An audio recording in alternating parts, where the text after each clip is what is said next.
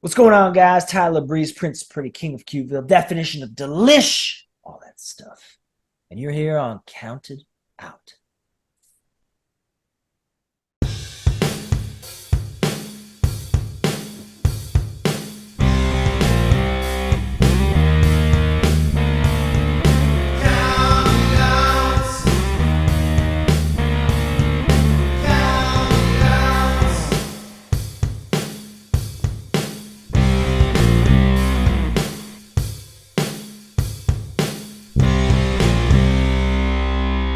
You are listening to Count It Out with Mike and Tyler. Well, we are live, pals, and welcome to another edition of the Bill Apter Seal of Approved Count It Out with Mike and Tyler. My name is Tyler. I am joined by Mike, and I feel like I didn't get it out of my system enough last week, so I want to start the show by doing a little bit of Oh my God. little Jeff Hardy juke there, buddy. I'm so glad they didn't just turn off the camera when you started doing that. Is that not amazing that I juked with Jeff Hardy and deleted with Matt Hardy? I'm tooting my own horn. I am extremely jealous. I guess that's where we'll start. I'll give you your flowers. I'll give you your props. You did a great job on that interview. God, I wish it wasn't so short notice so I could have been on there, but it is what it is. As long as one of us gets a good interview, even if we both can't be there, it's always a win for the podcast. And great interview. We're getting amazing feedback on it. I've heard a lot of people reach out and say that how cool it is that the Hardy Boys were on our show. It is so cool. So very, very cool. You did a great job. It was a very nice, very fun interview with the boys. You did your best to get some TNA out of them, and they took it and did what they wanted to do, which is always awesome. So I just like interviewing guys like the Hardys. So I like to pull the curtain back a little bit. This was done for TNA Media. This was done to promote their show this week in Minneapolis, Minnesota. First time ever that TNA will be coming to Minneapolis, by the way. Just plugging that out there. And so, like, you do TNA Media, obviously you have to talk about TNA wrestling. And I get that 100%. yeah, they have guidelines they expect you to follow, and I think we do a very good job of doing that. But their guidelines are: listen, you're here because these are TNA superstars. So what do we talk about? We talk about TNA. Yeah, and I think the way that I shaped my questions were they were all regarded around TNA, and if the talent wants to answer in a different way, then that's on them, right?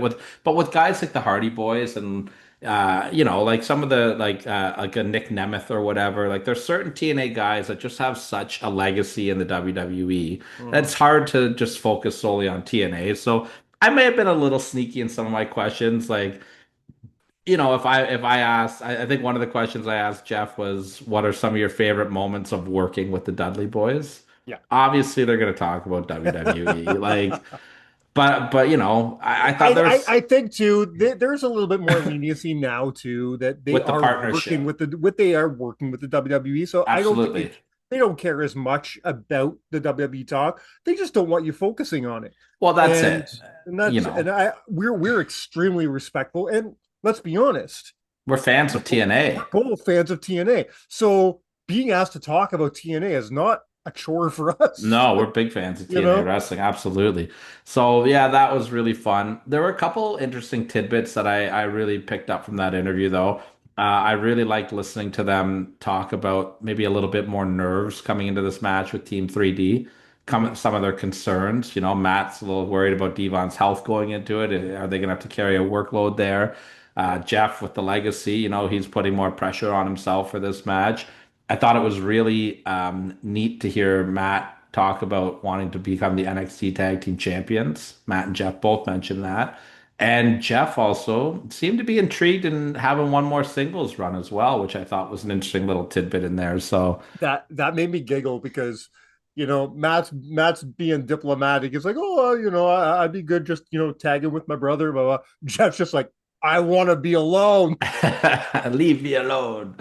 So I love the honesty there. He's really interested in doing one more singles run. They were very honest about wanting to go and do some stuff in NXT, which is very cool. mhm.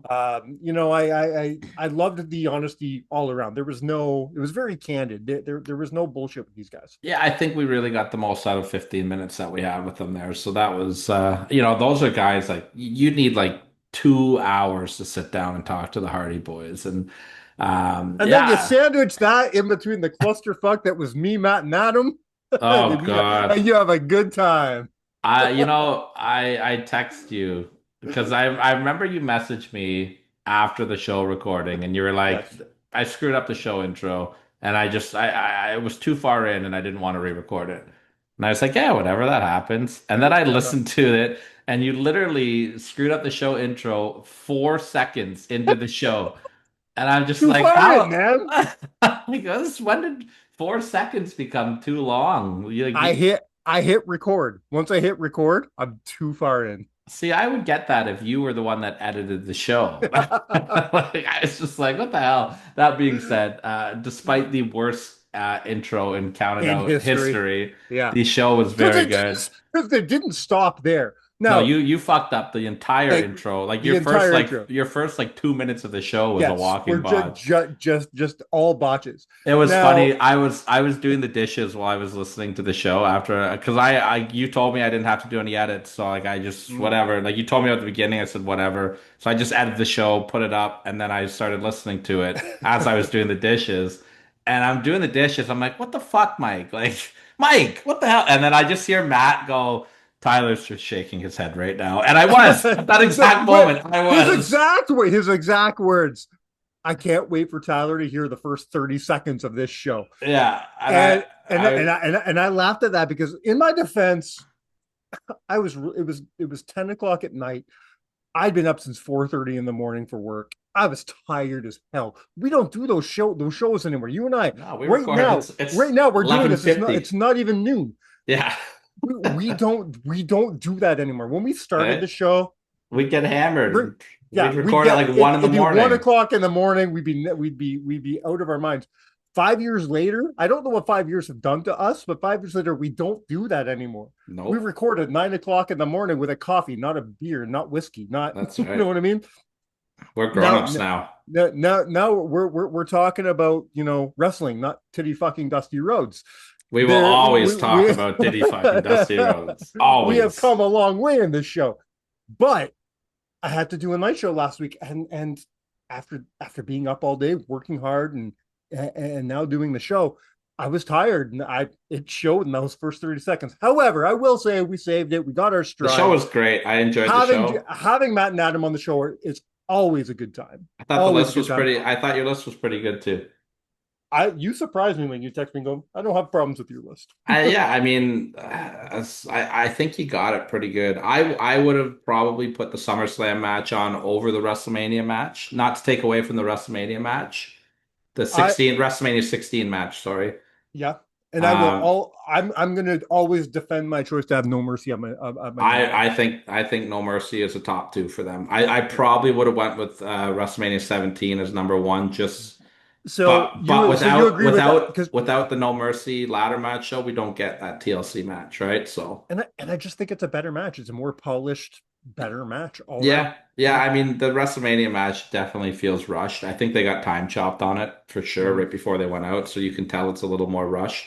Yeah. I'm a big fan of that tag team ladder match. That standing ovation they got the next night on Raw after it was pretty good as well. Yeah, I was pretty happy with your list. I thought it was good. I think you did the boys justice. I want to say, and it was a great way. It was a great companion piece for your amazing interview. And here we are again. We're off the Hardy Boys kick. We're going to talk about some other stuff. We're going to talk about our beautiful back air to Toronto. Yeah, well, Uh, I figured this week would be a fun week to finally do the my top seven WWE slash F moments in Toronto. mhm. Because it's we're just off the anniversary of the big event, which is Yeah. one of the most historic events in Toronto history. You want to hear a cool story about that? Go back and listen to our interview with Brian Blair. Yeah, Brian He Blair talks really about that talks show. about Yeah. that. Yeah, so I'm excited to talk about a little WWF in Toronto history. Me Me Be a too. And bias. It's gonna be a biased list for sure. But I of mean, course, I'm gonna pull a mic this week. Fuck you guys. yeah, go with your heart. I'm okay with that. And while we're talking about our backyard, let's talk about a different backyard we have really quick before we move on. If you and I weren't going to a wedding this weekend, what song do you think we'd be singing? School. I don't know. Oh, back to Back to school. Billy school, Madison. I back just to got there. school. I hope Sean Gibson doesn't think I'm a fool. He It is does. back to school time, my loves. Technically, it is your and I fifth anniversary of this amazing relationship we've had with Barry Wrestling. That's 5 years of just supporting each other. They've supported this podcast. We've supported their organization. We've been there. They've graciously given us that table that we set up almost every show. You infiltrated their locker room somehow and became part of the family. One Uh, of you, them. you One of them. Google Gocko. Google I Gocko. I am so it is such a thrill to say that we've been part of the Bear Wrestling family for 5 years now. Um, it still feels like yesterday that you and I did that outdoor show back to school back in 2020. Yeah. You know, I think the big thing for us was, you and I were, I wouldn't say shy, but we were a little conserved. We didn't want to I was overstep. shy. I was We didn't want to scared, step on man. toes. So we kind of sat in the back. We didn't do much. And when Puff came out and realized he had nowhere to sit, we gave him our table and we let him infiltrate our table. And then young Jay Lee came over, and it was his first show in Barrie too. And we developed a relationship with young Jay Lee, and it was kind of history starting from that moment. And we developed friendships, we developed relationships, we developed something really special with Barrie Wrestling in general that I can't thank Sean Gibson and that entire locker room enough for. Absolutely. And it's really cool to go full circle um and see that like we promoted our own wrestling show 5 years Mm-hmm. later, and how many talent from that original show were on our show as A well. There was a lot, a few of them, lot. right? Yeah, yeah. At the very least, Alexia didn't wrestle on that show. She was injured, but she was there. I believe she was managing Jesse V and Mark Wheeler back then. Yes, that is correct. Yeah. Gabriel Fuerza was on our show, and he was on that show. He wrestled Puff in that show. Hmm. Young Jay Lee was on our show, and he made his Hmm. very wrestling debut on that show. Travis Who else? Moore, Travis Moore was on that show. I totally forgot. You're absolutely right. Yeah. Holden Albright was on that Of show. course, of course, he was in a great, grueling match against Corey Stone. I'll never forget that day. Yeah, Yeah. Van Landen was on the ring crew for that show. I wish I could say I remembered Van from the ring crew that day. I don't. That's the I first time wish I I ever could say I talked to did. him. That's where, Yeah, no, because we talked to him after the I show. That's where I'm we, sure. oh, you were talking to I'm Holden, sure we. actually. I'm sure I did talk to Van, but I don't remember him. You know what I mean? The reason why I remember is because that's where he told me that he loved WCW 1999. And I was like, this guy is, there's something wrong with him. I want to be his friend. We literally watched the evolution of Van Landen into like 5 years ago at back to school. He's on the ring crew. Now he's one of the people who stole the show at Cowbell Brewery. He's one of the best He in Ontario right now. He was my pick for Ontario 100% Independent is. Wrestler of the Year last year. And he's one of the best people that we've met in this scene. He's just Absolutely. a gem of a human being. I Yeah, love him. so very, very fun stuff to reminisce there. And of course, they just added Jody Threat to that card as well Yeah. this Sunday. Jody comes home. That's always amazing. So I'm devastated to miss the show. I wish him nothing but the best. I cannot wait to see it on IWTV and on Rogers Cable.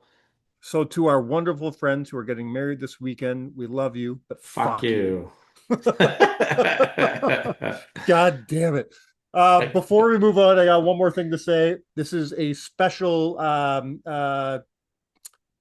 message, I guess, out to one of our favorite listeners, Mr. Rob Arbick. We want to tell you, bud, congratulations. It's finally that time of the year. Starting last night, your favorite time of the year has started. Tyler and I have drafted our fantasy football. We are back, baby. And Rob won't listen to us for about 16 weeks now. No, Rob will just fast forward. You're gonna want to fast forward about the next 30 seconds here, Rob, because this one's just gonna be me making fun of Mike for his terrible fantasy football draft. I drafted better than you, asshole. Ah, those ratings don't mean anything. I will say though, I would like to talk a little bit of trades with you because Oh, we'll get there. you got some wide receivers and I got some running backs Well, and I need a wide the receiver and you need a running back. So the last time I traded with you, it worked very heavily in my favor. So yeah, it made me lose my I'm in the top, playoffs. Terrible and stuff. it got me into the playoffs. So that being, yeah, I know my wife was hot because she missed the playoffs because of Uh-huh. that. Yeah. So that being said, yes, Rob, it is fantasy football time. So starting next week, you can get full rundowns of Mike losing every week and Yeah, right. me winning my fourth championship in our league. So At least I'm not. I think I faced you week one last year. I'm not facing you week one this year, so that's good. I don't even know who I'm playing. I don't follow this stuff. I just set my lineup, I just go. set my lineup and collect my wins, brother. All right, I All guess I right. should talk some wrestling. I What got some happened in wrestling beef. this week? I've been so busy. Yes, you do. You have something to talk about, and you need to educate me because I what you want to talk about here, I know nothing about. I don't know what's going on, so you need to really fill me in here. So the WWE has announced a new PLE event, or I don't know if it's on PLE or TV special, whatever it is. Sure. We got WrestlePalooza coming on September the 20th, I believe. What a great name, And of first of all, all. no, it's not a great I know, I'm being name. sarcastic. Use a get. Come on, it's 2025. You can't like. Have we run out of names? You have to have a name that's been used 1,000 times by every indie in the fucking world. Coming to Come on. Indianapolis, Indiana, WrestlePalooza will be happening.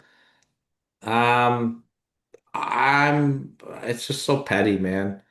WWE, do you know why they're doing this show?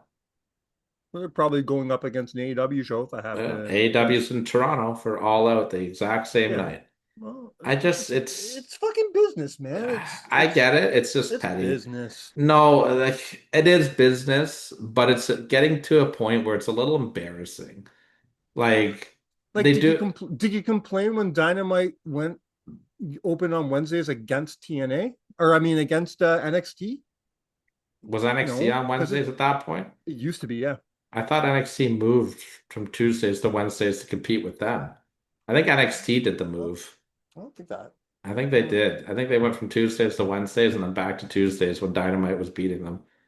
but But either I way, don't know. It's business. it It's is. business. But And if when you you do it every month, though, it becomes just like petty. Like it becomes like no, it becomes a business model because it works. Because what's happening, it right? doesn't work though. It actually backfired on them the last time they did it with Goldberg's retirement match, and they lost a lot of viewers to the AEW pay-per-view. Well, well, they didn't lose any viewers. They just didn't gain any that they wouldn't have had. No, AEW intentionally expanded its pay-per-view an extra hour, so everybody stayed and watched the pay-per-view instead of the Goldberg which retirement match.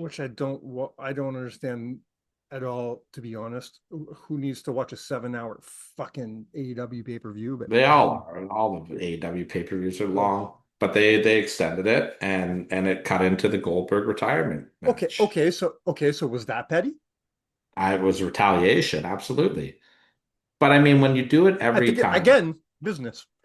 Tony did what yeah, he had to well, do. Tony fired back, right? Well, Because that's it. I thought it was really petty when AEW would constantly take shots at WWE and focus on WWE. To me, that's a bit different. You don't need to be like this goes all the way back to Triple H calling them a piss ant company. All right, Yeah, that was petty because it was 100%. not needed. That wasn't a calculated business decision. To me, this is just a business decision. I just it's so unnecessary though. Like first of all, for the WWE, like you're just forcing another show that's not necessary to have. Uh-uh. It's not needed. It's not adding anything. It just I don't know. I don't have a problem like going up against big shows head to head and doing counter programming. You know me, Mike. I'm all about the business. Yes, This is like the fifth time in a row though. that's why To I'm kind of me, surprised that you have a problem with this. because to me, this one, it just feels like WWE is lowering itself to a level that it never does. Like Yeah. this show's called fucking WrestlePalooza, Mike. Like there's clearly no Did thought you process behind this show other than, oh, we better do something because AEW is running a show. Like, who gives a shit if AEW is You, running a pay-per-view on a Saturday? you need to ask yourself too, do you think, and you don't just blurt out, don't be like, oh, it's got to be. Really think about this. Do you think this is a Triple H / Nick Khan move, or do you think this is a TKO move going, hey, look what they're fucking doing, go, go, go? Do This you because think this could come from TKO. do you think that the top executives of TKO know Yes, what AEW is? yes, I do. I think this is a Triple H Nick Khan move, Ari personally. Ari Emanuel is very, very aware of the wrestling competition. I think this is a Triple H Nick Khan move, Ari personally. Emanuel is a wrestling guy. He's not just some exec who was thrown into TKO. What a Ari mark. Emanuel, Ari Emanuel knows like that's. I think he's more invested in WWE than he is UFC or any other properties under the TKO banner. Like, I didn't have a problem, like, and I don't have a problem with WWE being like, yeah, we're gonna fire a Saturday night's main event to compete against the pay-per-view. Because, like, whatever, it's Saturday night's main event has a long history. It makes sense. It's on TV. It's their partnership with NBC. But when you're just like, oh, you know what, we need WrestlePalooza, baby. Like, to me, Well, this one in particular, it just seems like they're lowering their self to make AEW seem like a bigger deal than it really is. the way I look at it, um, Tony should be just using this as motivation to make his show better. Yeah. Instead, I'll hear Tony has been surprisingly quiet, which is good on him. Yeah, he's But been a lot better the last 6 months, I'll tell you. but but the children who work for him, i.e., Ricochet and the others, they're constantly bitching and whining about this stuff. Instead of bitching and whining that you're being competed against, go and show the reason why people should be watching you and not the other show. Make them look stupid. Don't Do it worry about their also show. like MJF, he's handled that the best so far when he asked about it, and he was MJF like, is yeah, they should be competing against us. Like, 100%. you make your company look stronger that Yeah, way than complaining and crying about it, right? Yeah, and I I love agree.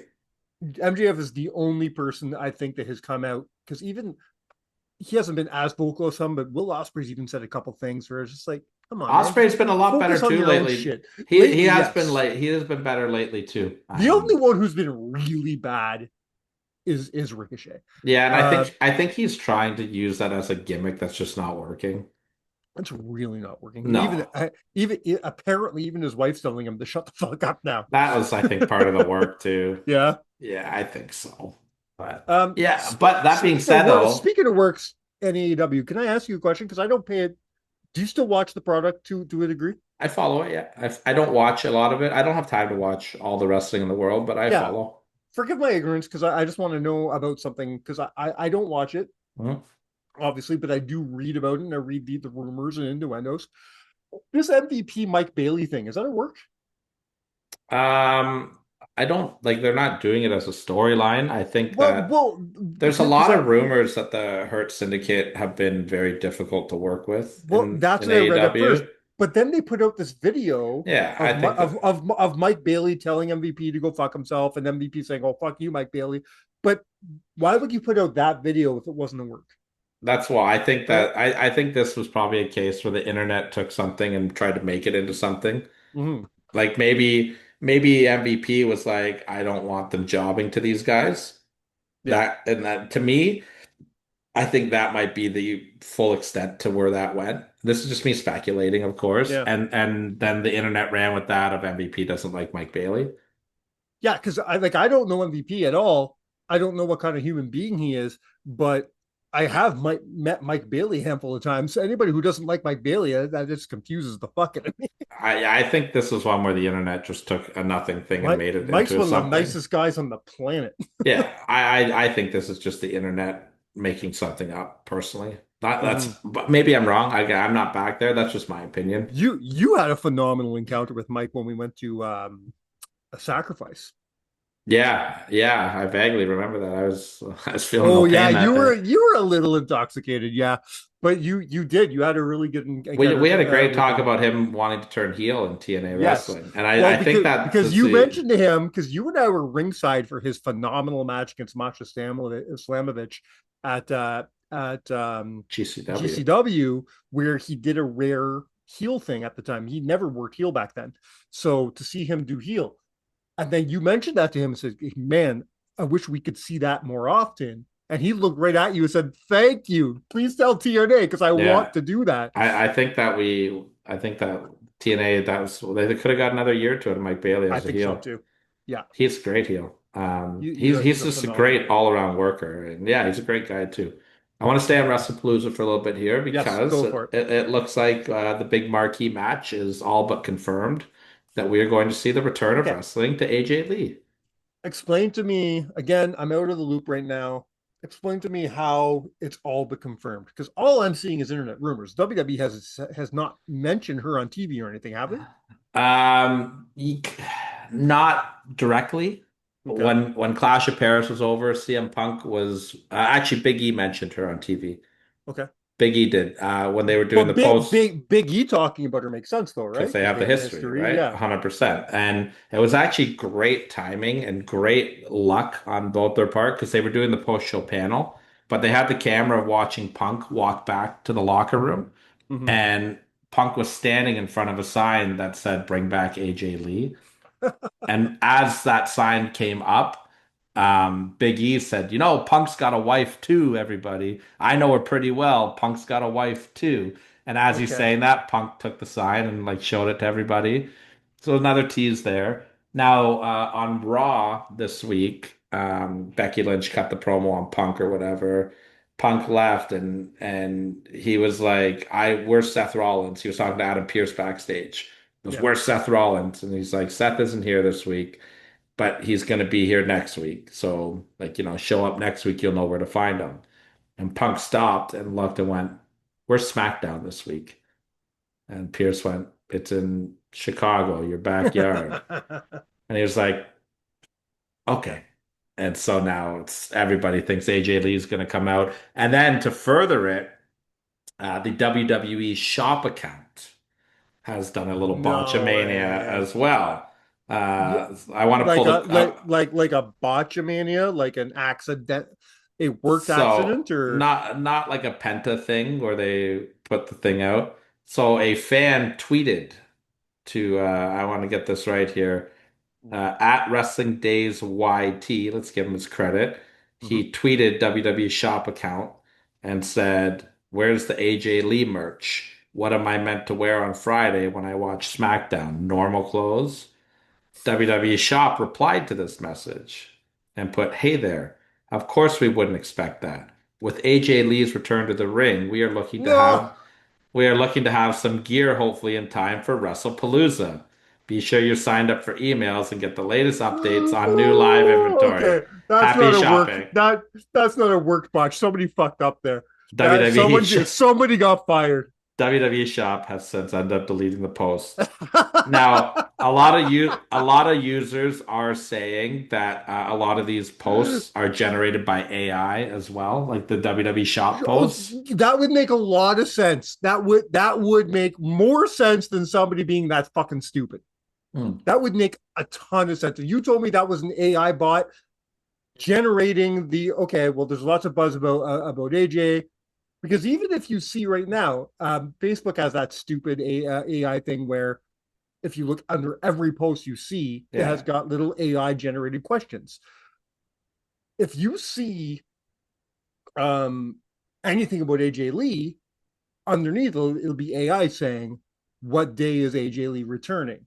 AJ Lee returning to WWE. AJ, you know what I mean? Yeah. AI is not as smart as you think it is. AI just takes the information, puts it together, and says, "Oh, Can AJ is returning." can I So rant that about that would AI make for a sense. minute? Can I rant about AI for a minute? No, Listen, here's the I thing. Here's we the don't thing. have time for an No, Adam Quilton show. I'm doing a rant here. I don't care. Oh fuck. Here's the thing. We as a universe and as a world, we watched the movie Terminator 2. And then we decided, hey, what would be a great idea? Let's fucking create this for real. And now we're all dead. So thank you very much for AI, because it will kill us all. That being said, it's been very helpful for some needs. I don't use AI a lot. It hasn't been helpful for any needs. Every need that I think it'll be helpful for, I'll be like, hey, I'm gonna generate this picture, and the guy has three No, fucking hands. AI Or AI pictures are terrible. They're yes, terrible. but That I do it now for fun, just to see what kind of stupid shit I can make. But if you want to make pictures just like yeah, but you can get a for lot of real, like decent information out of AI and whatever. And but you I have to fucking, once you get that information, you better do your fucking yeah, you got to double check you it. have Oh, to fact check 100%. it. You It's have to it's fact check it. it's Yeah. funny because my wife one night she looked up Counted Out on AI to see what like came I've done up. that a few times. I've sent you some shit. Yeah. And yeah, and she's like, name me the biggest guest that Counted Out has ever had on their show. And it's always people we've never had on our show. It's like Tommy Dreamer has been on Counted Out and this person. And then she's like, Technically, Tommy Dreamer was on the lasting mark. that's not Counted Out. And then she was like, you're lying. None of these people put on the show. And it's like, oh, I'm so sorry. Let me dig Yeah. deeper. And then You it'll be know, like Kurt Angle, Eric Bishop, and then it nails it all, right? yeah. So Uh, um, what's its name? South Park actually just did a great episode about AI, about ChatGPT in general, about how it literally sucks your dick. How it'd be like, you can tell it a horrible idea. mhm. Hey, I want to sell fucking popsicles to Alaskan people in February, It's a great and they'll be idea. They'll like, never melt. that's a great idea. Yeah, How because can they'll I help never you? melt. The popsicles will never melt. What a great idea. It's like Yeah. the So everlasting gum in Willy Wonka. yeah, you know, We're on to something. Count It it'll Out is never officially over. Mike and I are going into business for the it'll never Alaskan popsicles. it'll never tell you that you're stupid. That's the problem with AI. It'll never tell you that you're a fucking idiot. Don't do this. Well, we're all the idiots because the Terminator robots are coming to get us. So that's my rant. Well, I'm hoping it's more like Ex Machina, big old sex robots. Well, I mean, that's where I'm a married man. I can't do that either. So that's even worse. I'd rather the Terminators just kill me than tease me. Um, Go ahead. I want to go back to Shit. What else WrestlePalooza. do we got? More Well, WrestlePalooza. what do you think about the match? AJ Lee and CM Punk against Becky Lynch and Seth Rollins. It, Interested or not interested? Is this how you I'm would bring AJ Lee back? 100%. I'm definitely interested. Yeah. It's finally something that I'm interested in Becky Lynch this year. Becky Lynch's return has been subpar to me personally. Uh, don't get me wrong. I love Lyra, but that just fell flat for But me you know what this though? fall. I don't blame that fully on Becky. I think you gotta I don't blame it on Becky. you I'm gotta just look at saying it fell flat for Lyra. me. Did Lyra hold her own in that feud? I think so. I think Lyra is extremely talented and did a I great think job. she's phenomenal as Yeah. well. I just don't think that she elevated herself during that feud as well. I don't think that she held her own on the microphone. Her in-ring was very good. Like all their matches were great. Like Yeah. I thought the SummerSlam match went a little too long, and that Yeah. tie spot really hurt it too, right? I Like agreed. I don't think that she did a great job of elevating herself during that feud. She is. People forget that she's still pretty new, and she's Oh, the going up future is against bright for her. very bright. I'm a I big fan of her. I There's a think lot of I think pundits there's out there thinking that she's now done, that no, she's no, done that's herself no silly. favors, and That's silly talk. um I think the future is just like you said. The future is very red for Lyra, sorry. Um, Wait till she but finds the right character. yeah, Because this gimmick that she has now, it's very fun, and the crowd likes to do the woo thing or whatever. do you feel like maybe they brought her up to the main roster a tad early? Ah, maybe, maybe. I don't know. That's tough to tell. It depends what they do with her next. And to answer your question, this is 100% what you do with AJ Lee. So You now let me go, ask you a follow-up question. yes, Which match right now are you more excited to watch? Because there's been a couple matches announced for WrestlePalooza, okay, tell me. but in AEW we have the return of Edge and Christian, they've teamed up once now, and they are going to Yeah. be taking on FTR in Toronto. Which match interests you more to watch? The return of AJ Lee or Edge and Christian against FTR? Where would you put your money down if you had to put your money down? From a purely biased standpoint, it's got to be for AEW. But that's because, as I mentioned last week on the show, I'm a massive ENC mark. Mhm. I've been an Edge and Christian, Mark, before they were Edge and Christian. I was a fan of them when they were the Suicide Blondes on the Ontario indie scene. I've been watching these guys since 1997. Fuck. So they for them to do their what I hope to be their swan song. I hope they do this last run and then say goodbye. I really do, and that's not a negative statement. It's just fucking time. Um, I want to see it, and against FTR is a dream match. So yes, is that where my money goes? 100% it is. I want to ask you a couple questions about AJ Lee. Moving on, consider talking about her draw in star power. But if we're talking about draw and star power, Edge and Christian, whether you and I will disagree about this all day long, and that's fine with me, but Edge and Christian are one of the most important tag teams in the history of the WWE. Yeah. And I don't disagree that they're not an important tag team. to have them do this last run, especially knowing their personal background, these are guys that, like this would be me, and if God bless his soul, if Decker was still here and me and him were fucking tag teaming at the age of fucking 50. Like that's insane to me. You know what I mean? People that you've known your entire life. This is they weren't thrown together as a tag team in the WWE in 2010. No, they've been tag teaming their entire lives long before they were even trained by the good old Sweet Daddy Siki. They were backyard wrestling and fucking around in their living room when they were like fucking 10. Mhm. They go all the way back. So to see them still friends, still doing this thing at their age is such a feel good story for me. And it doesn't hurt at all that they live half an hour away from me, or their They used hometown to, is yeah. half an hour away from me. You know, it's really, really cool to me. They both were close friends with my cousins growing up in Orangeville. So I was told about Christian Cage and Sex and Hardcastle early on. They're like, hey, check out my buddies. They're on the indie scene, you know. So I've had my finger on the pulse of these guys for years. Them and some of their stablemates, Andrew Martin, Test, Rhino, who was in a stable with them back on the indie days. I knew about all these guys before they even made it big. So to see any of these people, succeed is a happy thing for me. To see these guys do this, like I said, I hope last thing. I don't care what company they are. They could be wrestling for a shitty company in Aurelia for all I care. I'm gonna watch them. And if they're going up against a WWE program with AJ Lee coming back, it is what it is. I'm gonna be watching AEW that day. Yeah, I'm hoping. I'm thinking about maybe grabbing a ticket. I haven't decided yet. I might be a last minute whim for me, but Yeah, I've been thinking about it too. It's hard getting the time off work. So yeah, absolutely.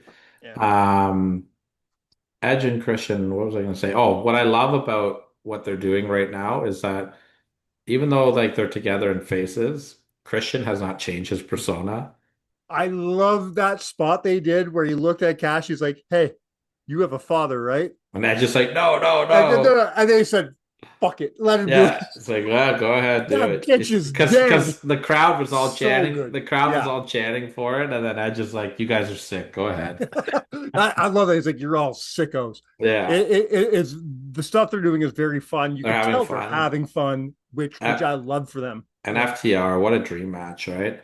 a I hundred percent. I would like. It's cool for Edge too, because if you go back years ago, like I'd say back to like 2018, 2017, back when they were doing the ENC podcast, FDR were still The the revival. revival, and they would have the revival on their Yeah, show and be like, they've been big supporters of them. and they'd be like, hey man, if we were still wrestling, we'd wrestle you guys because you're fucking awesome. And, well, here we are, almost 10 years later. Is there any other tag matches you want to see out of Edge and Christian as the reunited team goes forward? Yeah, but it's not going to happen. What do you want to see? So Edge's contract is up in like a month, right? He's not coming back. I'm just saying, the Dudleys and the Hardys are doing shit. What do you want to You see? asked me. You asked me a Hardy's and Edge question. and Christian one more time? No, I want to see TLC one I last don't. I don't want to see another TLC. one I last don't want to see them die. time. They can. I'd rather just um, see it. Maybe a tables match. Don't give me a TLC. Edge and Christian versus the Young Bucks is a moneymaker. I don't That's care to that's see the it, big but I one on will my watch. But list. I don't care to see it, but I will watch it. Um, yeah, I mean, there's lots of great tag teams. I don't watch AEW enough to know what their tag teams are, so I can't tell you what my dream matches are over there. I Uh, just give me the if Young it, Bucks. if they were doing the rounds, have them come over. I'd love to see them versus Hank and Tank. That'd be fun as fuck. But Is that the NXT guys or whatever? yeah, they're doing cool stuff over there right now. Yeah, with Joe Hendry, right? Yeah, Joe Henry, What's Joe Hendry doing? is he like he's no longer a TNA guy. He's on fucking NXT television more than he's on TNA television. Yeah, And I think TNA is stupid for that. But that's just me. I don't think it's the worst thing that TNA is giving him like a break to like freshen up again, but he's on Yeah, I NXT guess. every week, right? He's on Yeah. NXT every week, so we're not getting a Like break he's from him. not wrestling on NXT every week, but he's there. And I think they're leaning a He's little bit too much into the say his name gimmick to the point where it's become too cheesy, even for well, wrestling. on top of that too, in TNA, he's presented as one of the faces of their company, and he's in a mid-card program in NXT against a tag team that I don't Yeah. even know who he's working. Like I don't even know them. Yeah, but you don't know them. No, but that's the problem though. Yeah, but you also don't watch the product. I mean, I don't it watch is what it NXT. I is. don't watch NXT, Yes. but I So mean, so that's not it. are these people a big deal in NXT that he's working with? Yes. Yes, absolutely. They're a big deal. Like they're like Obi I Femin and Trick Williams. Like where are they? I Because I know the big I'd deals say and I'd say right now the tag team division is has more eyes on it than the main event division. I don't know about that. That Obi I Femin guy is wild. he was. Then after the stuff that he did with Moose, who cared? I don't know what he did after the stuff with Moose. He's still a champion. He just had a Yeah, big match on the pay-per-view. yeah, I guess too. I don't know who he fought. I just know Exactly. I saw the Exactly. spots. I saw the spots. But is Yeah. that's not Obi's fault that I don't know who he's fought. I know what Obi's doing because I think Just he's like awesome. it's not Hanging Tank's fault that you don't know who they are. I know who Hank Tank are. I don't know who the people are because as Joe Henry's working with Hank and Tank, right? Yeah, So who are the guys that they're feuding with? some guys. I hate you. I don't know either. I just know who they are. You Okay, know, but you know Hank and before Tank, but you don't know who of Joe course I Henry's do. feuding with. That's my Uh, whole point. and I agreed with your point. No, you didn't. You argued I me on it. did. I I hate did. you. I I hate agreed with your you. point. Now, before we move on, I got one more thing. We're talking about AJ Lee. We're talking about the return of AJ Lee after like what? She's been gone since She's been 20. gone since WrestleMania 31. Yes, so a long freaking time, Yeah. right? Yeah. So my question to you is, where does AJ Lee rank in the panthos of important female stars? I don't want to be like, this isn't your top 7 greatest female wrestlers. This is your, as far as influence is concerned, importance to the game, status in professional I wrestling. think she's a Is top she 10. is she in there? Is she on your list? This is a She's top 7 show. um she's in my top 10 for sure, I think. Okay, so I'd have to think here's my about it. question. I'd have to think Here's about it for 7, but she would definitely be a strong contender to make my top 7. Yes. so here's my question: is Soraya/Paige, is she on your list? No. Okay, because I was going to say, if you say yes to that question and AJ is not on your list, I think we have a problem. No, AJ, I think if Soraya/Paige doesn't miss so much time due to injury, Mhm. then that's a totally different I think conversation to Soraya. have. I think Paige is important due to what she did for the beginning of this push of female superstars, but I think AJ is more Whoa. important. Whoa. First of all, it's Stephanie McMahon that introduces the women's revolution, Uh, okay? Then it's really Triple So H then. Stephanie McMahon is number one as importance for the women Don't wrestling you scene. know that the most important person in female wrestling is Fit Finley? I mean, Fit Finley and TJ and Lance Storm, Fit Finley, Uh-huh. Lance Storm, and TJ Wilson. All three of those guys are Though huge. if though I'm sure if you ask him, it'll be Bruce fucking Pritchard.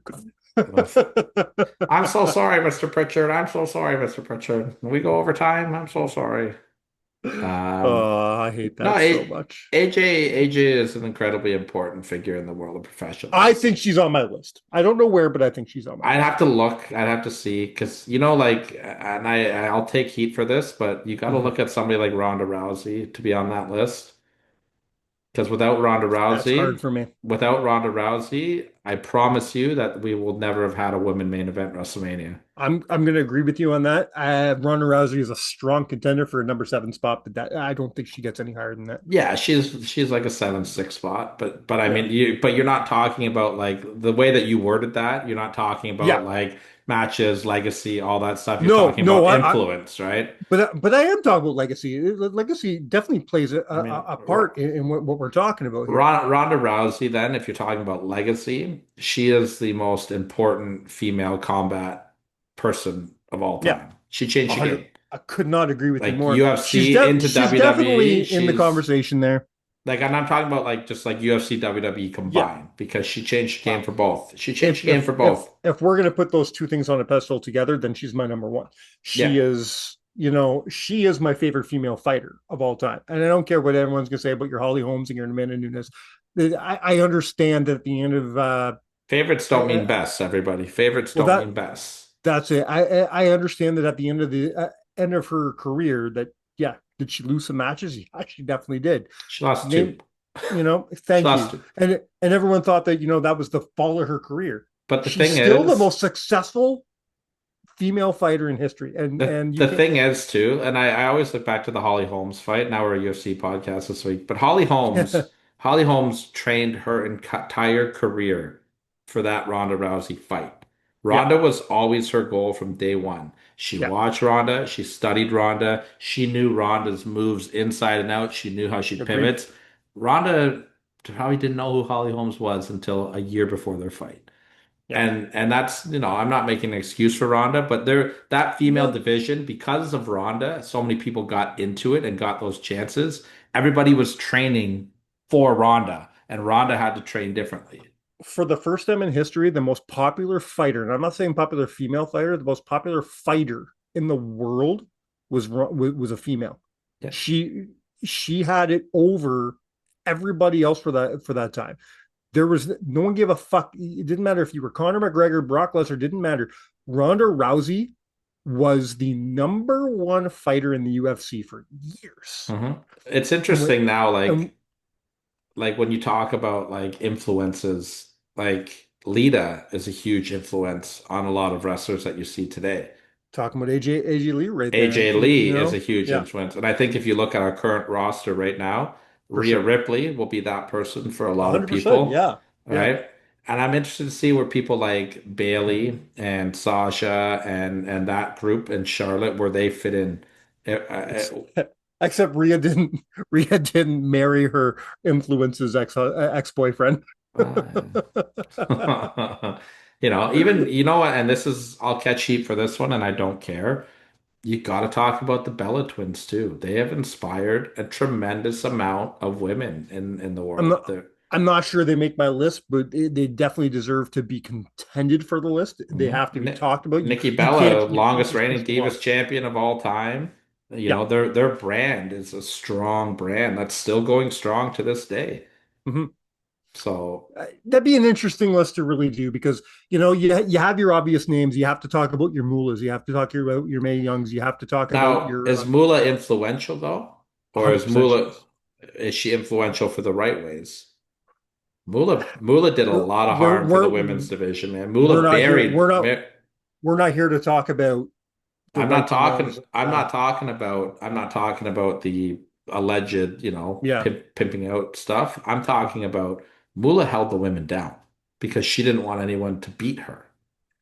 but you're I talking, don't think anyone was but looking up to Moolah being like, I I want to be Like I want Not to be like Moolah. not at that point in time, but later on, when she was already gone and people were watching tapes and watching people, who do I want to emulate? I think there were people doing that. I don't think Moolah makes my list at all.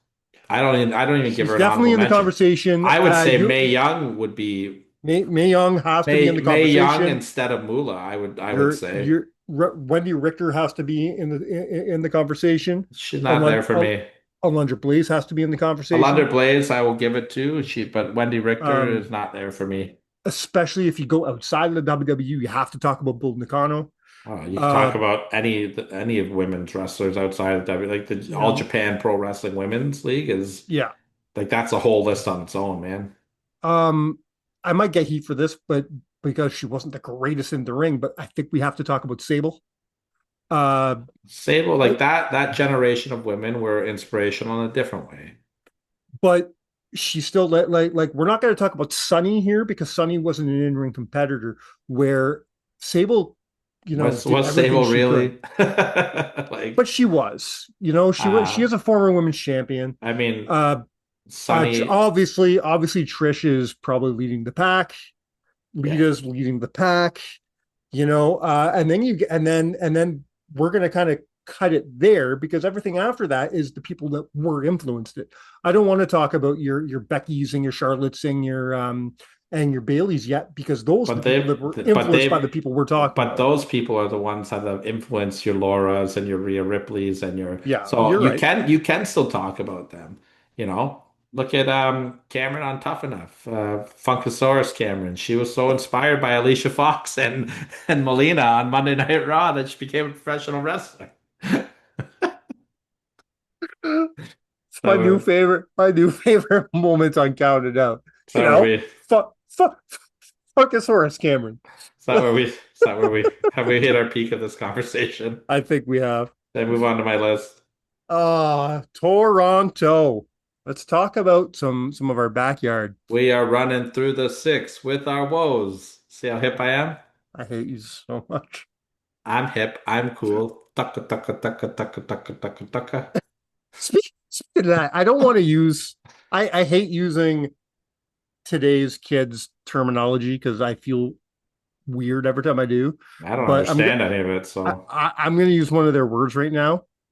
Is Drake not the most cringy person on the fucking planet right now? cringy is not a kid's word. We use Well, they cringy. can we use cringy? Yeah, we I've been I, using I, cringy. I, You know how many times I've been called cringy in my life? It's not just by the young kids. but Drake, man, he's always been weird to me. There's always He's been an something idiot. off Talking about about him. Rhea Ripley. But now what's he doing about like he? I don't know, man. It's really weird because it's the way he comes off. He says shit, and you're just like That's creepy. That's not complimentary. It's creepy. I hate Drake, and Me too. if I had my way, I'd put him on the retribution list. If we don't talk about Drake, I hate him so much. He will never make anything on my Toronto I'm list. glad you said. I'm glad you said the retribution list. And you didn't just say he's an R word because that would just sound weird. That would not work. All right, well, let's talk about Toronto wrestling because it's awesome. Now, the history of Toronto wrestling is way too big for me to just say we're going to talk about the top 7 moments in Toronto history because we've had NWA title changes, we've Yeah. had the Sheik running wild, you got the Frank Tunney era, you got the WWE, you got WCW, ECW had a show here that was Mhm. amazing. You know, TNA's you've had some got phenomenal shows here. TNA has had some great shows. AEW had one of my favorite pay-per-views I've ever seen live in Toronto with Forbidden Door. Mhm. So I'm going to focus just on the WWF/WWE for the sake of this list. These are going to be moments, not matches, because that's a whole list on its own matches for sure. And I think I'm going to catch a bit of heat for some of this list, and we'll see here. We'll see, but I'm going to start off, and for the majority of this list, I was at all these moments live, so there could be some recency biases to that. Let's get into the number 7 moment then. This one, it's a personal favorite for me. I don't know if it would make a lot of other people's lists. I think it's a big moment though. I think it's a big moment that gets forgot about in the history of professional wrestling as well. Mhm. Maybe not the history of professional wrestling. That might be a bit of a stretch, but I think this was a really fun moment. And if you want to hear a great detailed version about it, you can listen to our very first interview with TJ Wilson as he talks about this moment. And I'm Okay. taking us back to Nice. the Monday Night Raw where Bret Hart fought The Miz and won his final championship in professional wrestling, and Bret Hart winning the U.S. title. With that whole moment with the Hearts in the ring was really awesome. I'm not gonna lie to you. I don't know if I would have thought about this for my list, but it's a good moment. It's fun that you thought about it, and I'm glad to be thinking about it right now. So okay. Yeah, I was there live for this. This was literally the best Monday Night Raw that I I, ever went to. can we just put a pin on this right now? Yeah. We don't want to hear this every step of the way.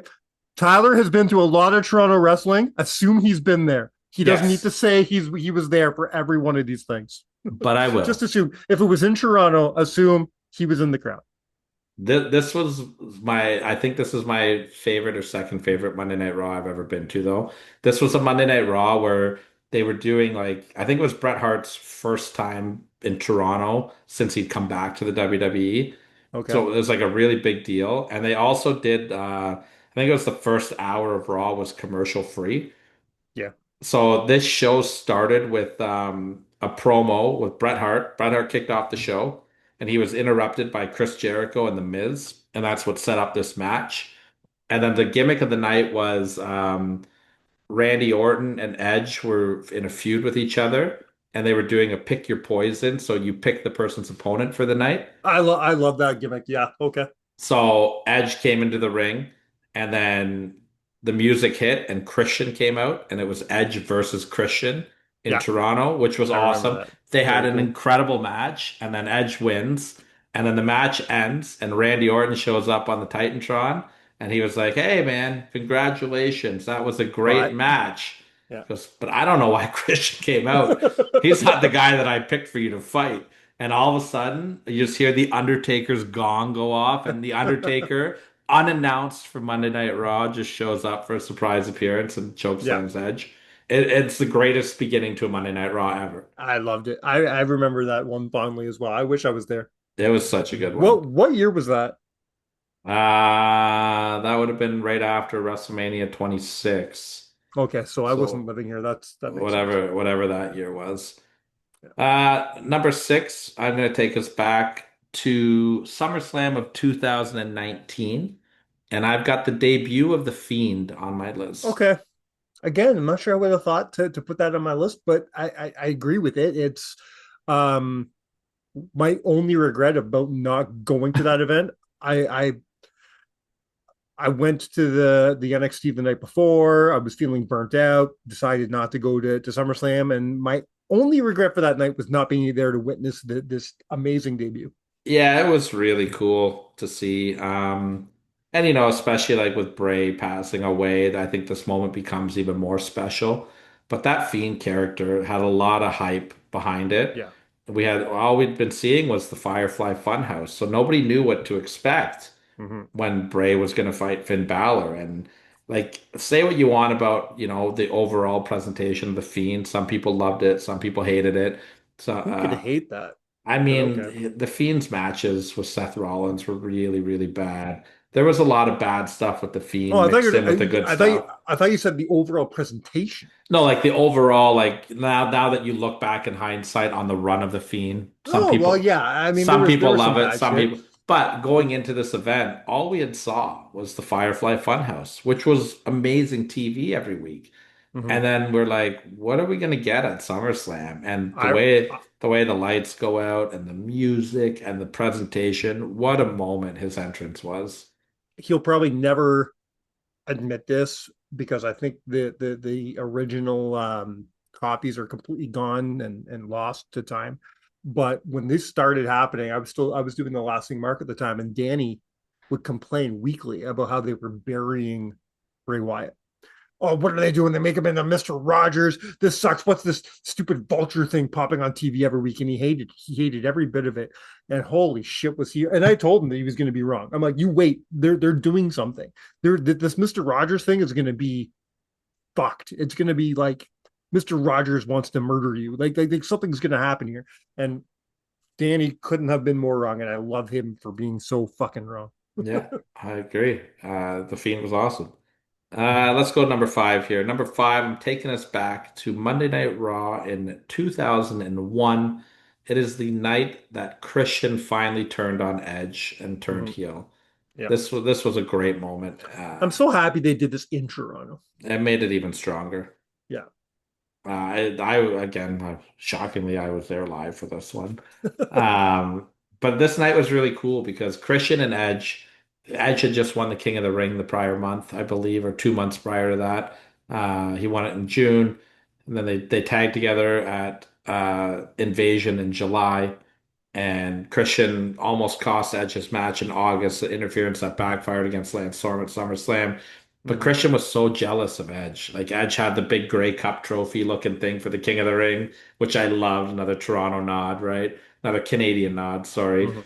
And Christian would always hold it and be staring at it, and he was just so jealous. And Christian said on this Raw, you know what? I'm gonna win championship gold tonight. I've challenged The Rock for the WCW title. I'm gonna win it. And he did not win it, and he was distraught. Edge fought Lance Storm later in the show. He beat him in about 2 minutes. Christian came out, held his hand, boom, blasts him with the chair, picks up the trophy, throws it on him. The first ever one-man concerto in WWE history. And then Mhm. Edge was off TV forever. No, he wasn't. Just kidding. He came back 2 weeks later and they had a match.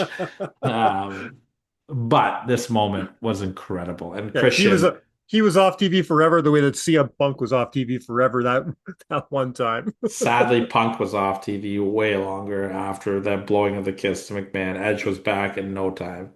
But this was an incredible moment, and I think it's definitely worthy of a spot on my list.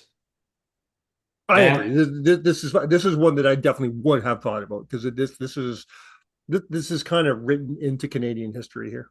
well, we're going to stick with Edge for my number six. And we are going to go to Edge getting murdered at Unforgiven 2006. The spot with John Cena. Yeah, Mike, I I don't know hate that you. show. I Is it hate you. I hate you what's so much. did Unforgiven happen in Toronto? Oh God, I hate you. I don't remember that show. I hate you. How we talk about we want to redo some lists sometimes. That's the Yes, one we're doing, and I that's will our big redo one. it. I will redo it because I'm not giving you the No, satisfaction I of need to redeeming redeem yourself. myself. I am not giving you the satisfaction. I will not lose this running joke of 4 years on this show. You will not get to redeem yourself, sir. You will not get to redeem yourself, good sir. But yes, the finish of their spectacular TLC match with John Cena on the ladder, the big Yeah, ladder, and putting Edge through two tables. I was sitting in the front row for that, by the way, and it was the yeah. best thing I've ever seen. I lived in Montreal all the time, so I did not go to that show, but I was there the very next night on Raw in Mhm. Montreal. So I got to see the kind of the fallout of that, which again is one of my favorite stories. I don't know if we talk about Edge and Cena enough. I It love doesn't get talked their about enough. rivalry. Um, Chris Van Vliet kind of alluded to this like a couple weeks ago, and I know it's not going to happen, but just the fact that his contract with the AEW is coming up next month, and Cena's still around for a few months. Like, is it possible? Sure. Will it happen? Probably not. But just to know that we live in a world where we could see Cena and Edge one more time, even it doesn't even need to be a match. Just to see them together in a WWE ring face to face one last time before Cena says goodbye would be enough for me. Also, can I sidebar for a sec? Mhm. Why do we even bring Brock Lesnar back at SummerSlam? There's been no mention of him like I forgot. I I I forgot. I thought they were going to do the Clash match, and then that Clash match turned into Logan Paul, and then so I what? I heard it could be at I'm WrestlePalooza. I now I'm hearing it could be a Saudi thing, but when's the next Saudi show? I don't know. Like I don't get it. I Why did they do that? What a stupid thing. Yeah, I agree with you. Number three. I was not at this one live, believe it or not. Hmm. And it is the Ultimate Warrior winning his first ever WWF Oh championship. yeah, of course you weren't live because you were fucking one. I was 5. Kerr was at this live though. Good friend of the show, Kerr. Oh, I owe Kerr a redaction. I'm so sorry. I have to do Uh-oh. this. A reaction. I got mega heat from Kerr for my cinematic match list. Okay. Mega heat from Kerr. I got a phone call and text messages from him telling me how angry he What was at me. what did you say? So I was at work last weekend and I get a missed call from Kerr. I can't get it. I'm Mhm. at work. And then I get a text message. I got a bone to pick with you. Like, okay. And he's like, I'm at work. I'll call you in a couple hours. He goes, I'm What could he pissed. possibly He goes, I'm pissed at you. I I said, can't oh think of God. what you said that he'd be mad He about. called me a phony. He said, you're a phony. I said, okay. I pissed off Kerr. Let's see what I've done this time. It's not the first time I pissed off Kerr in my life. So I call him after, and he goes, "You, I can't believe your cinematic match list. You have forgotten the first ever cinematic match in the history of wrestling, and you've really upset me. What are you talking about? When we used to do our backyard wrestling, we Oh did a my God, here we match. go. We did a match called the Mother Nature match." And Okay. all it was I used to live beside a forest. My house was directly beside a forest. So you would just cross the street, go into this little trail, and there was a massive forest that would go on for kilometers. Mhm. And we would go into the forest and we would fight through this entire forest and beat the shit out of each other, throwing each other into trees, into bushes, and whatever. And we'd Sure. fight all the way for like an hour and a half, and then hit a certain point, and you had to touch a point, and then the winner of the match would be the first one to get back to my house and get the belt, which would always suck because the matches would be like an hour and a half, and by the time I'd get home we'd go to the finish, and like my mom would come home and be like, "What is this doing here?" And like, blow the finish of our matches, right? So I did not mention, as an honorable mention at least, that the Mother Nature matches that we used to do in the backyard. So I am sorry to Kerr and to Wilson and to any other great competitor that has ever stepped foot in the Bristol Road Forest in Newmarket, Ontario, that has never competed in the The Mother Nature match. the funny thing is, I'll tell you how funny and cool it is to hear you talk about that.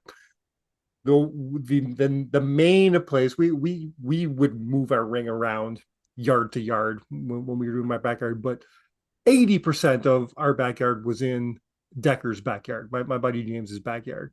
And he also lived with his back to a forest. And we never wrestled through the forest like you did, but we would, the forest was we would use it as our entrance way. We'd come out of the forest for an entrance, or it was a great place for run-ins. Whenever you wanted to run in, you go hide in the forest and then run out of there. Especially when this happened maybe once or twice, when you were really pissed off at one of the guys and Mhm.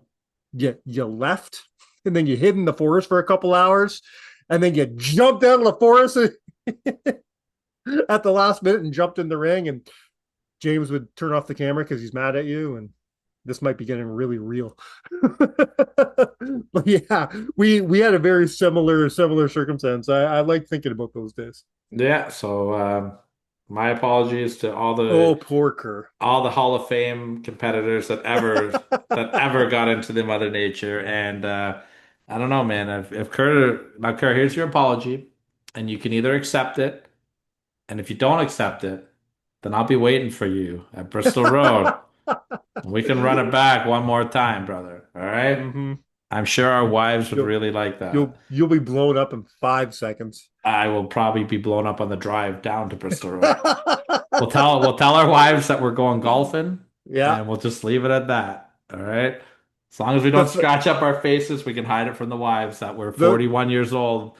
We're having another Mother Nature match. the fact that no backyard shenanigans broke out at your bachelor party last year is kind of a miracle. And I'll tell you, like, I don't know if you saw this or not, but when we got there and we had a couple drinks in us, I had found our original title belt that we used. You showed me those, yeah. And I gave it to Wilson as like, hey man, this is for you now. Like, because I think Wilson is our champion now.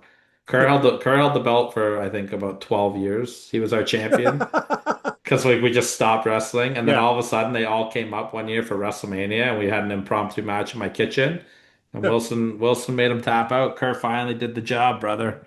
So now Wilson's been the champion for about 11 years. But either way, back to the Ultimate Warrior winning his first title. See how it's all full circle? I'm pretty It's all sure full circle. Kerr, Wilson, and Ultimate Warrior. They just go together, right? I'm pretty sure that this match between Hogan and Warrior was a Mother Nature match, but I'm not too sure.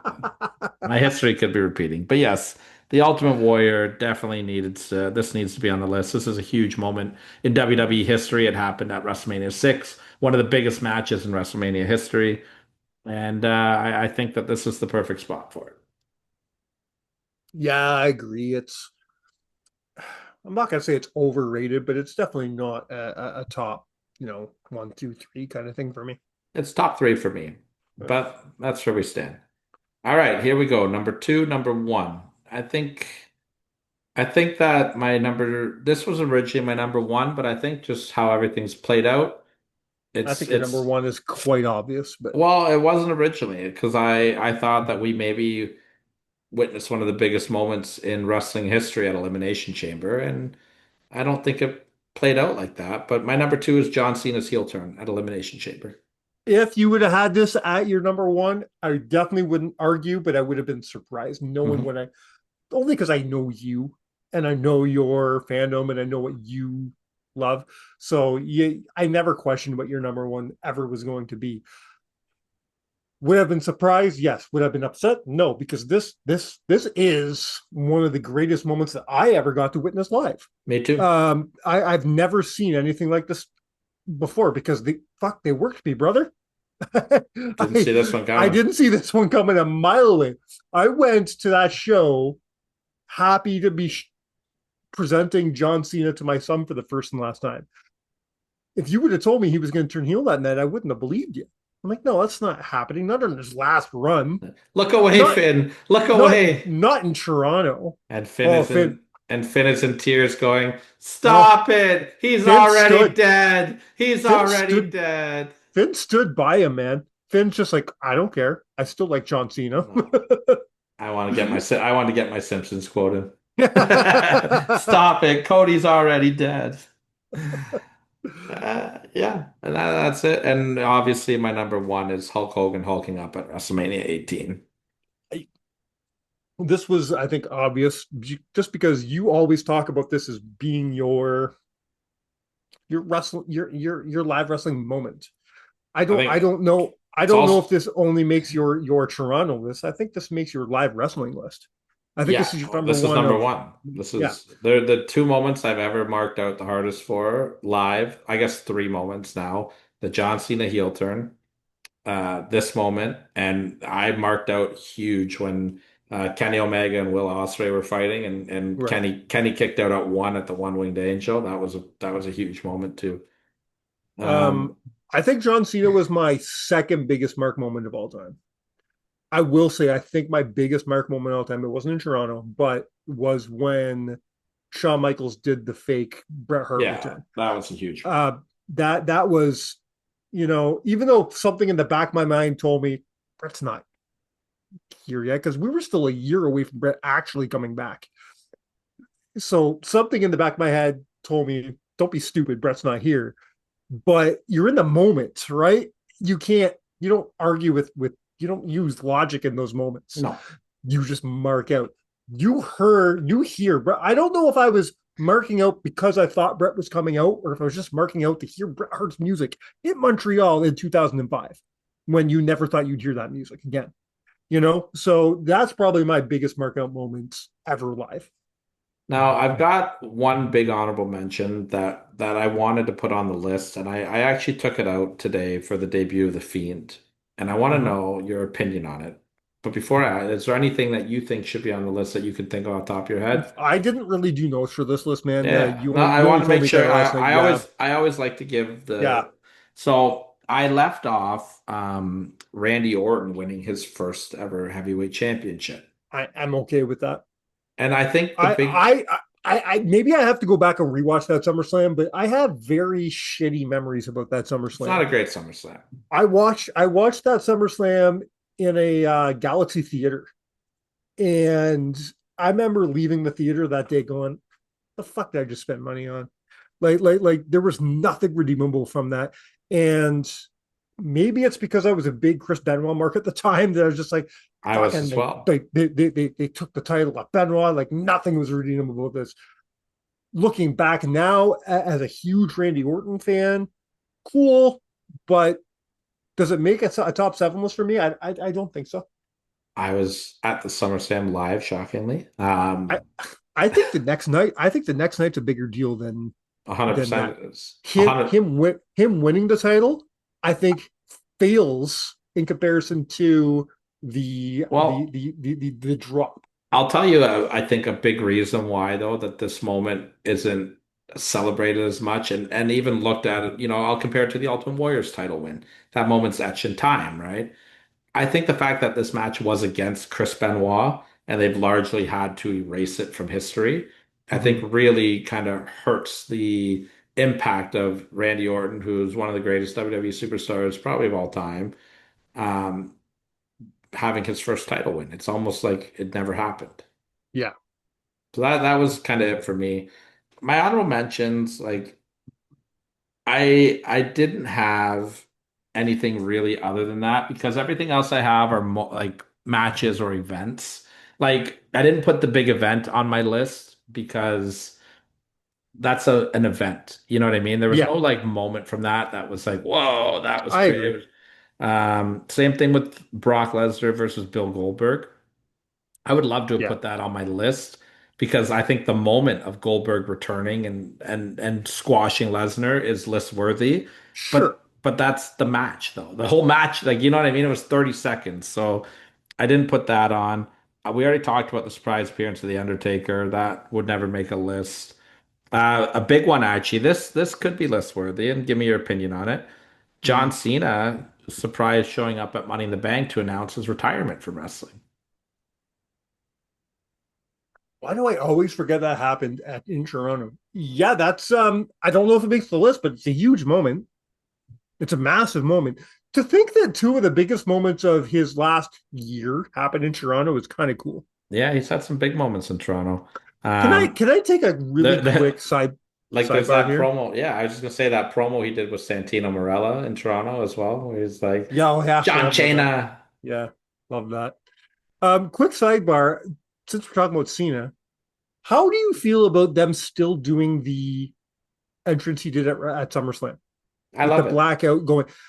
I kind of feel like it lost its luster now. Like I think it was that it made sense at SummerSlam, but now keep doing it kind of doesn't make any sense. I just think it looks Doing really it, cool. yeah, I guess.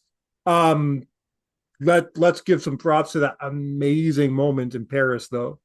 The you can't see me moment. Mm. His promo, I don't know if you've got a chance to watch the promo he did the night before against Logan Paul. Yeah, It was a it's, really good promo. it was all right. Yeah, I don't think it's the best he's done No, I in didn't his say the last. best. I didn't I'm just saying, even in the last 6 months, I like don't think it's the best he's done the run, but it was a really good promo. his I think this run has been the best promo work he's ever done. Mm, He's done some amazing promos this run. he's done some good stuff this run, absolutely. But that moment where he looks down to do the five knuckle shuffle. First of all, let's say that Paris never disappoints lately. Every time they go to France, Paris is fucking nuts. So to see them in unison, like what was it, 60,000 people, just you can't see me. That was fucking amazing. What a moment. That's got to be really cool for John, knowing he's only got like eight shows left to hear 100, stuff like that. a You hundred know, percent. I don't care how long you've done. You could be doing this for 25 years to still experience that has to be a cool thing for you. 100%. I agree. And I'm excited to see where he goes his And last eight appearances. and let's talk about the real winner in that scenario. Logan Paul, that only extends his career. Logan Logan, Paul being in that position, being against one of the greatest of all time. Good for you, Logan Paul, for getting yourself there because he that deserves just it. 100% he does. And to have John, because let's be honest, John's got to be calling 80% of the shots here, right? Like if John doesn't want to do something, he's probably not doing it. I'm sure he has a strong opinion to be heard. Yes. So when they come to him and say, you're going to work with Logan, I feel like John suggested this one as well. I I think that feel like that I too. think John wanted to work with Logan. And that's huge props on Logan. That's good on Logan. I mean, For and all you Logan and him Logan teamed. haters, They teamed up together as well that's for right. that show against could they work Cody and somebody Randy Cody and Cody and Randy Randy, yeah, that's so who it Cody and was. Randy. Yep. Um, for all you Logan haters out there, man, you can't deny his skill. You can't deny his passion. You can't deny what he's trying to do for this business. He's not just some celebrity that's infiltrated the business. He's put in the work and gained the respect of one of the greatest of all time, one of the greatest to do the game, and that's John Cena. You can't argue with that. For you to say that John Cena is wrong just makes you sound like an idiot. For all the Logan Paul haters out there, he's doing his job, people. Mm-hmm. Like, probably did I say Logan Paul there or John Cena? For all the Logan Paul haters, he's doing his job, people. I got So nothing. I got nothing. Um, we'll be back next week. Until then, you know what to do. Hit those subscribe buttons. A lot of people have been hitting that subscribe button lately. We appreciate that. Thank you so much. To all our new listeners who just started subscribing, there's so much. There's 5 years worth of stuff in our archives. Go back, check all that stuff out. Come back here. We got lots of new stuff coming up in the next few weeks. We're moving into to a weird time. Fall is also always that time of the year. I don't know why, but fall is always that time where I'm like, okay, what do we do until Survivor Series? What do we do? I know what you do. Do you know what you I do? I go and talk about Fall Brawl No, what you need to and stay. do, what you, Oh no, Mike, I'm doing it. I'm doing it. I'm doing it. I've what been doing it. you You need don't to know. No, do. no, no. Stop. Don't even say it. I'm telling you now. We haven't talked about this off air. I have been. I've got copious amounts of notes. My I'm working on the year end. I'm All there. right, I'm getting there. because I know. I we know. it You start your fucking year end in goddamn July. May. I always when it's your turn to do the list, I start mentioning it to you in July because Yes. you don't give me your year-end list until Because the November. year doesn't end until November. You can't give me a rough idea so we can start working on guests until November because we need 7 guests for 7 topics. So no, I have been working on it. Now, what's going to happen between now and December? I'm scared because December I think is going to be a huge month. That's where the John Mhm. Cena story comes to an end and stuff like that. But I'm sure out of these 7 topics of the year, you can lock in at least 3 or 4 of them, and oh, we can definitely, start definitely. discussing. We And can start discussing potential guests. I'm not telling you what they are quite yet, but in the next few days, I'll be comfortable to start talking to you about it. I have been doing the work. We You got can rest assured that. we got to start lining up some guests here. You guys are getting exclusive counted out talk on air. Take us home, Mike. Until next week, I don't know what we're doing next week, but it's going to be fun. I'll talk about Fall Brawl. I Why love not? Fall Brawl. Yeah, we've already done the Fall. Maybe that's the list I'll redo. My Fall Brawl list. As long as it's not a World War III list. I did a World War III list around this Mhm. time of the year too. Just I love saying. World War III. I gotta go watch World War III now. I love Yeah. that show. If I want to take a nap, I'll War, put one on. World War III '97, folks. You can't go wrong. One of the greatest pay-per-views of all time. Until next week, my loves, you have been. Mike whispered, counted out there, didn't pick up on the microphone. Okay. You've been counted out. Cheers.